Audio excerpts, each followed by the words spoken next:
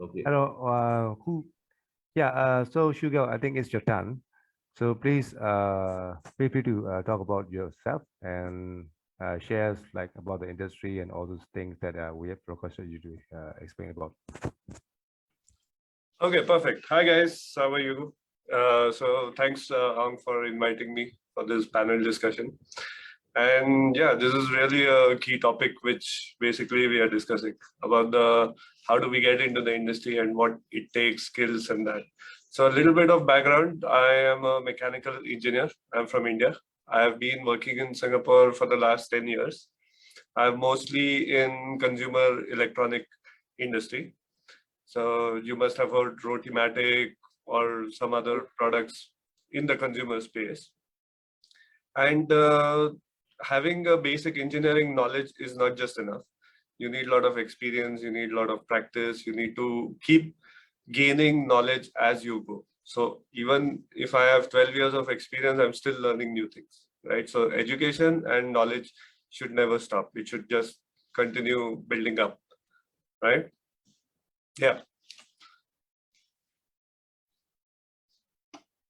Sure. I think you have prepared some presentation about the Yeah. industry and everything. So Yes. please feel free to present as well. Okay, sure. I'll go ahead.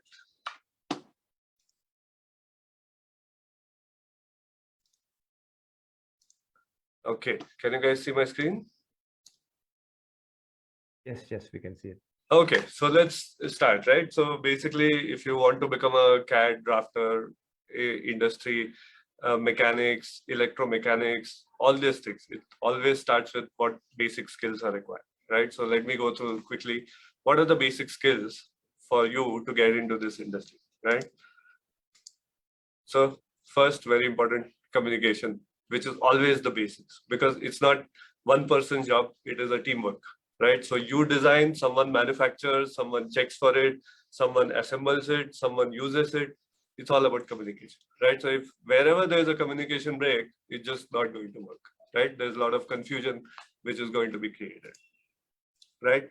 So you can, AutoCAD drafters have to speak with architects, engineers, your clients.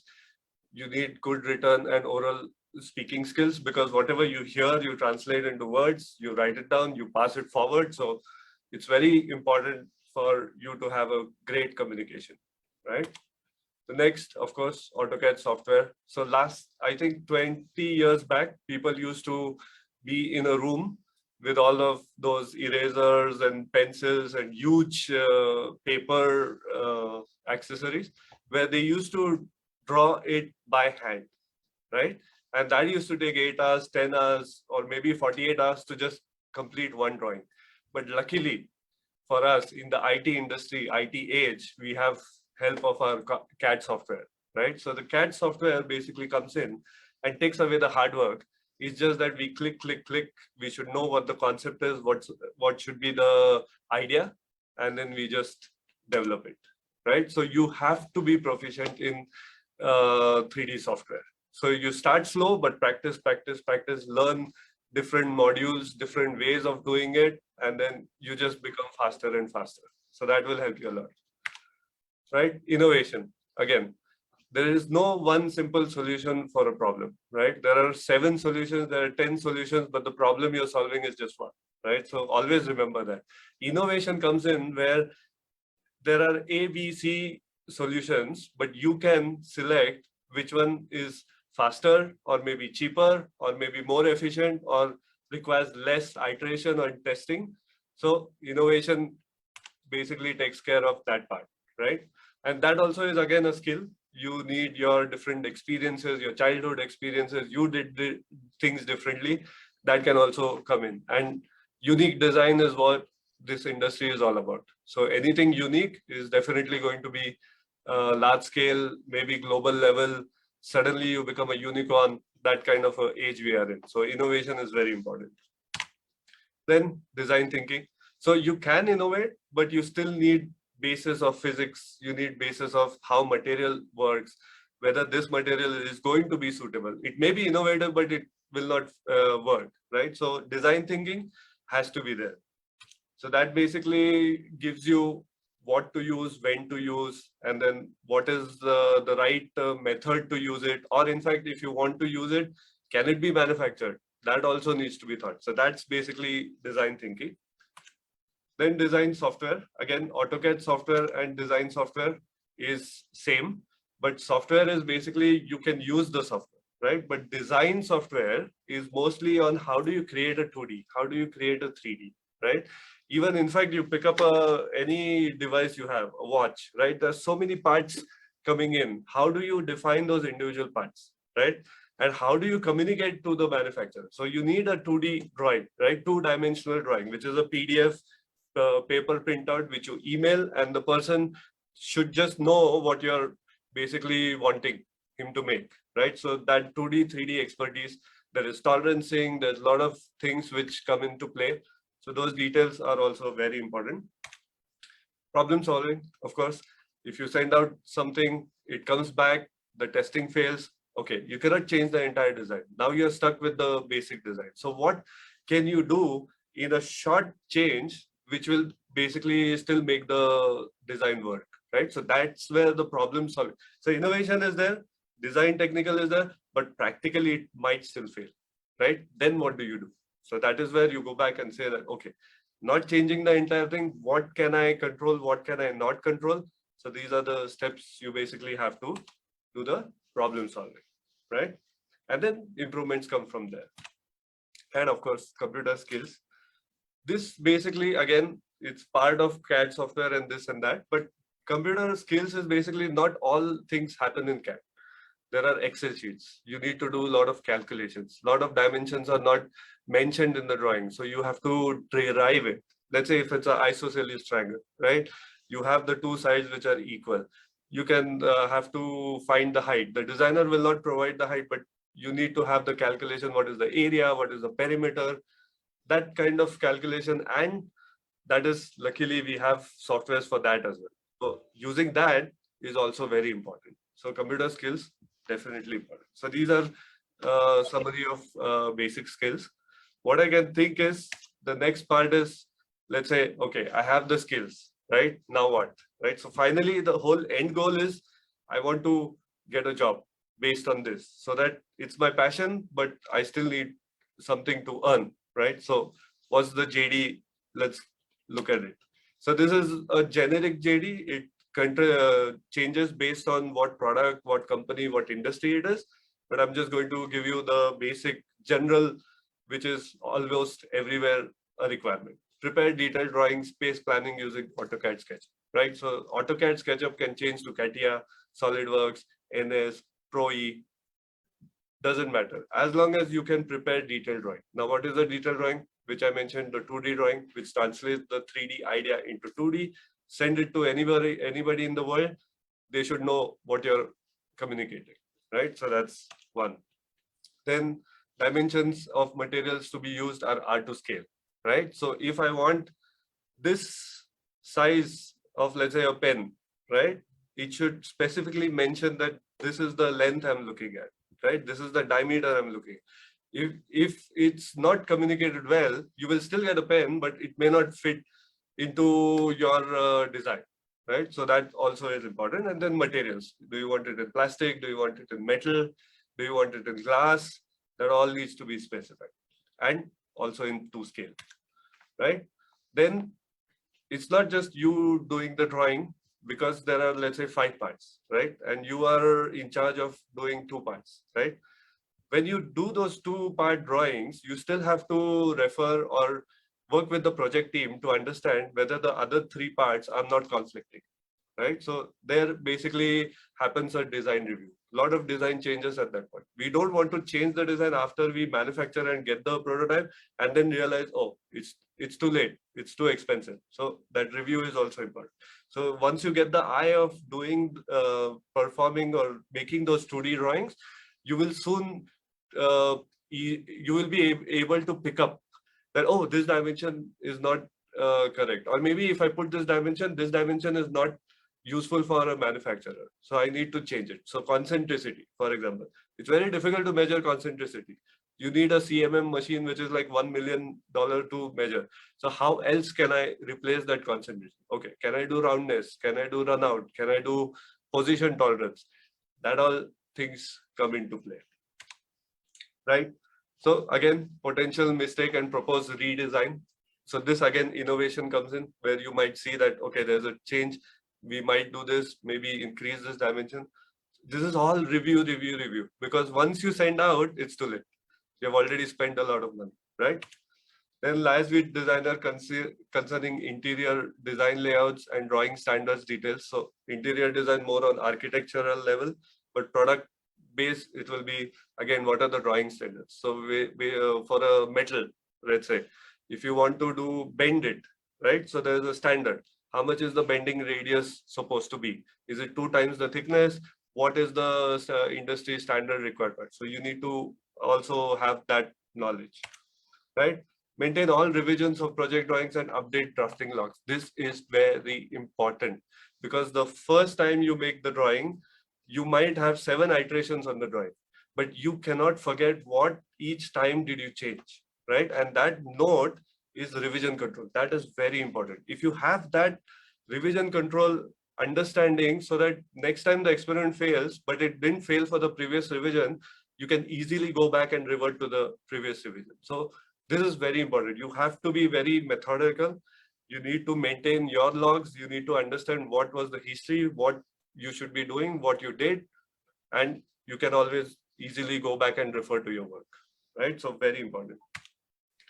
To plan and work closely with team members and production team to ensure timely delivery and completion of products. Now, this again, same thing, the drawing has to go out in some time because there's lead time for the manufacturers, right? So they cannot keep waiting, or you cannot rush them if you delay, right? So it also becomes a more pressure kind of timing that you need to release the design or the 2D on time so that the post process can start and the overall team is not waiting just for your design, right? So that also is very key, right?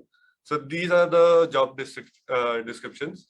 Probably now you would be thinking that, okay, based on the job description, what would be the opposite? So we went from basic skills, then what is the JD? Now we are going more deeper. What are the opportunities? Do we even earn? How much do we earn? What is is the industry looking for CAD drafters, right? So I'll give you one thing from Singapore perspective because I have been working here for many years now. So this is the website, mycareersfuture.gov.sg. This is a government website, Singapore. Login. You can always put in your engineering roles such as mechanical, manufacturing, structure design, product development, design and installation engineers, or you can put in CAD drafter. You will get a list of JDs which are open right now. Some examples: electrical drafter, AutoCAD machinery control system. That's the monthly salary. You have drafter, AutoCAD. You have CAD drafter. It's in the West region. That's why the West.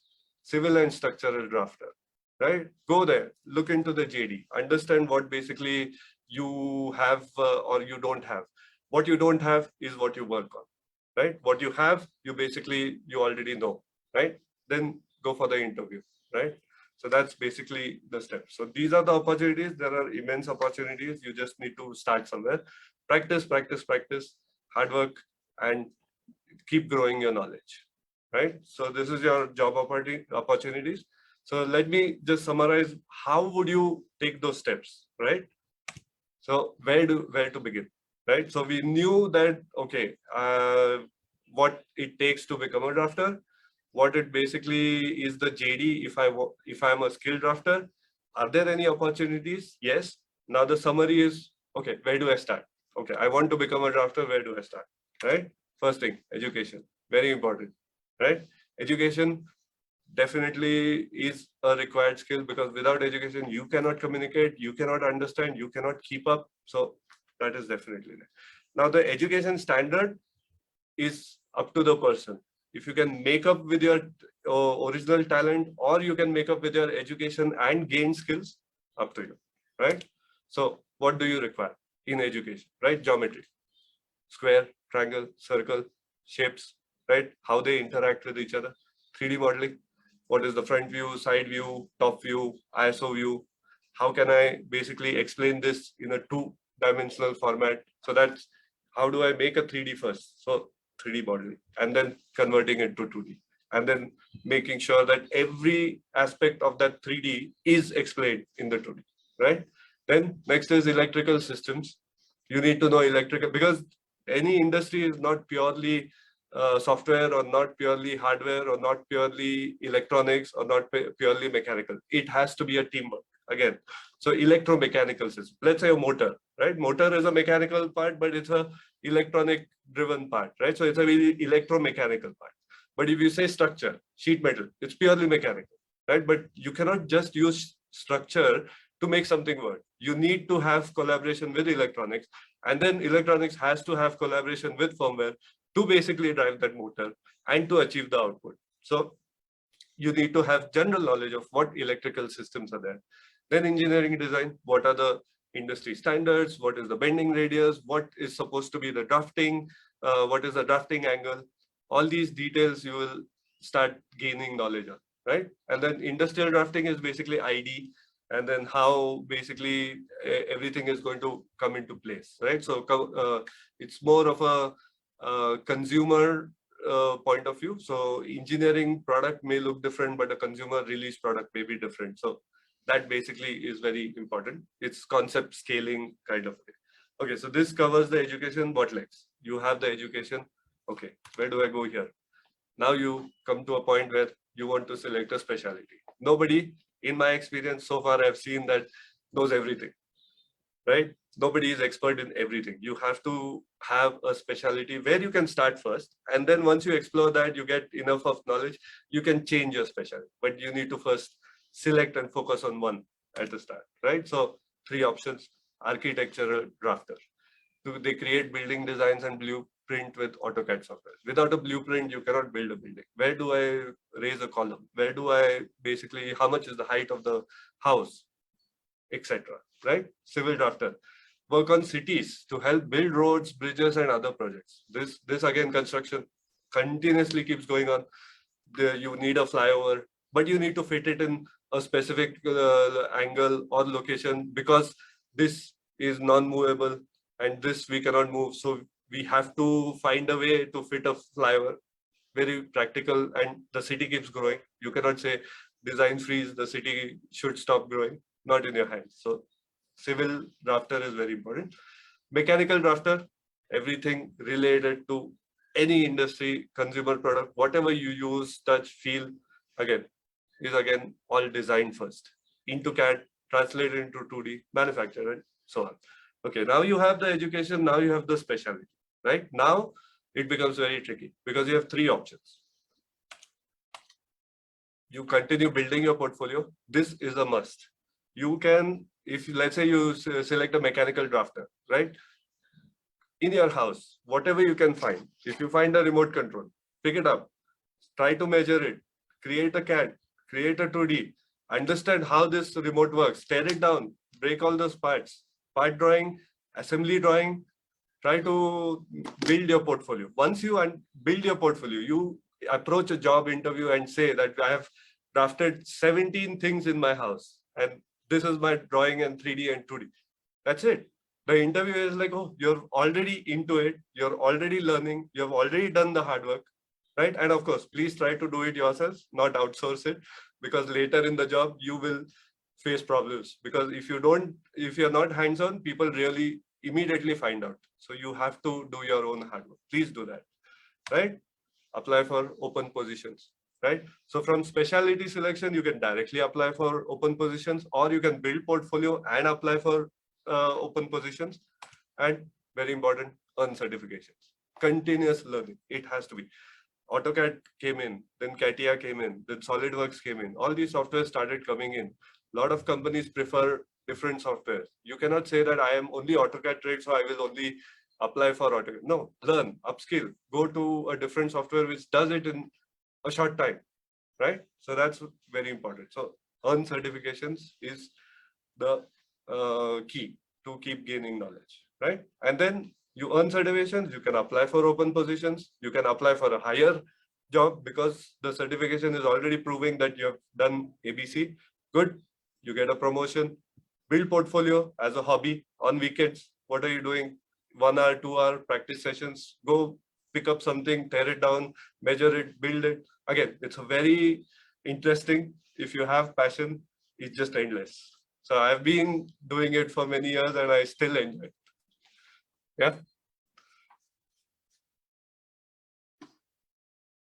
All right. Yeah, thank you so much for your clear, precise, concise, and compelling presentation. Thank you. As an engineer, I have to be in process with method. Yes, ma'am. Yes, ma'am.